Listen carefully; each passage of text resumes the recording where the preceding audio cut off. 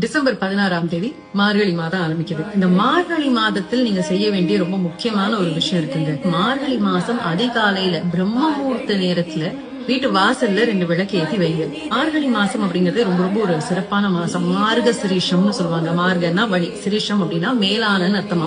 இப்ப மேலான வழியை நமக்கு எது காட்டும் அப்படின்னா இறை சிந்தனை. இப்ப அந்த இறை சிந்தனை இந்த மாதம் முழுக்க இருக்கணுங்கிற ஒரே ஒரு காரணத்துக்காகத்தான் இந்த மாதத்துல நம்ம எந்த ஒரு கவனச்சிதறலும் இல்லாம நம்மளுடைய இறை வழிபாடை செய்யறதுக்காக இந்த மார்கழி மாசத்துல வேற எந்த நல்ல காரியங்களும் செய்ய வேண்டாம்னு சொன்னாங்களே ஒழிய இந்த மார்கழி மாதம் சரியான மாதம் அல்ல அப்படிங்கிறது கிடையாது.